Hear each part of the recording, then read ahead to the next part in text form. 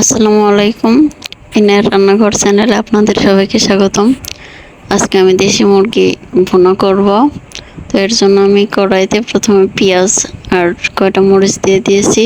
এর ভিতরে একটু তেল দিয়ে দিলাম। যেহেতু আমরা তেল অল্প খাই, তো অল্প তেল দিয়েছি।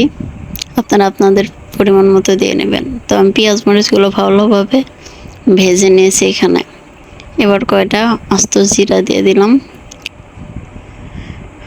এটার জন্য সুন্দর একটা ঘ্রাণ আসে তরকারিতে।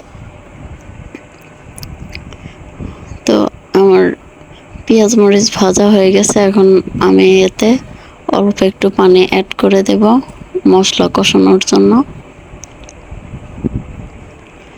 এখানে আমি গরম মশলা বেটে নিয়েছি, এটা দিয়ে দিচ্ছি।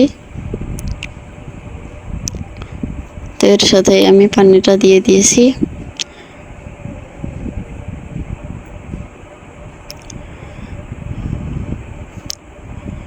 এখন আমি এতে বাকি মশলাগুলো অ্যাড করে দেব।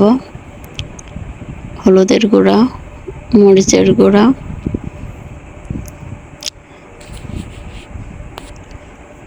স্বাদ মতো লবণ, ধনিয়া গুঁড়া।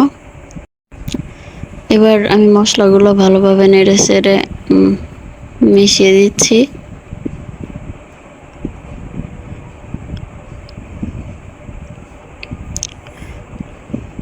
মশলাটা ভালোভাবে কষিয়ে নিতে হবে। আপনার মশলা যত ভালোভাবে কষাবেন, এতে তত ভালো স্বাদ আসবে। তো আমি এখন আদা রসুন বাটা দিয়ে দিলাম মশলার সাথেই।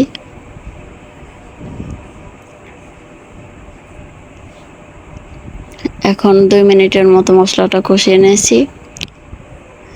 এখন এতে আমি পানি দিয়ে দিব।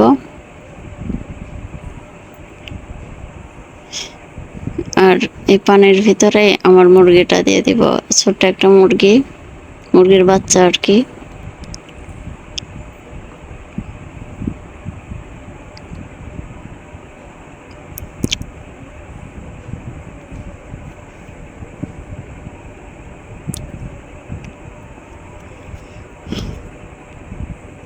আপনারা সবাই আমার চ্যানেলটি সাবস্ক্রাইব করবেন, লাইক, কমেন্ট ও শেয়ার করবেন।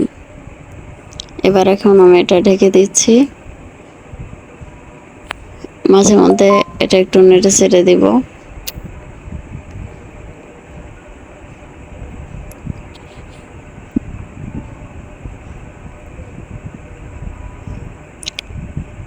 দেখতেই পাচ্ছেন আমার তরকারিটা প্রায় শেষের দিকে।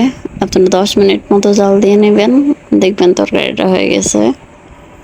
এটা যেহেতু দেশি মুরগি আর ছোট মুরগি, এজন্য বেশিক্ষণ জাল দিতে হয়নি, তাড়াতাড়ি হয়ে গেছে।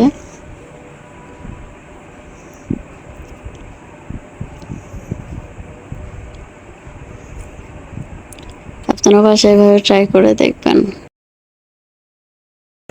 ধন্যবাদ সবাইকে।